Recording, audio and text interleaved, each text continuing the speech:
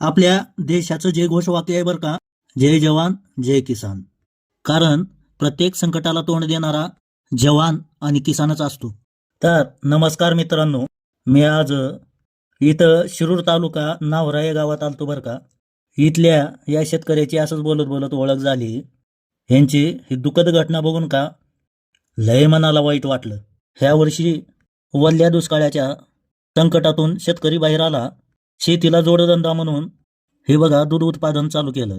त्याच्यात बी 1760 संकटन काय करावं शेतकऱ्यानं, काय नाही बघा. या शेतकऱ्यानं नवीन गाय घेतली होती. गायचा पाय घसरला, गाय पडली. आता गायला कमरेतून मुक्का मार लागलाय, उभा टाकताच येत नाही. त्याच्यात बी या शेतकऱ्याला पाळणा दिसते का, 200 रुपये भाडा आहे दिवसाचा या पाळण्याला. आणि हे बघा ही वासरू 10 दिवसाचं वासरू आहे गायचं. आता या शेतकऱ्याला असं वाटतंय रडावं आणि संकट सांगावं कुणाला. कारण सरकार 300 कोटी 1800 कोटी खरेदी विक्री ह्याच्यामध्येच बिझी आहे. आणि शेतकऱ्यांना फक्त जीवाची बाजी लावायची. हातात आलं ठीक, नाही तर उपाशी मारायचं. मित्रांनो, व्हिडिओ शेअर करा. निदान या शेतकऱ्याला काही ना काही दूध उत्पादन महासंघाकडून काहीतरी मदत मिळावी. जय हिंद, जय महाराष्ट्र.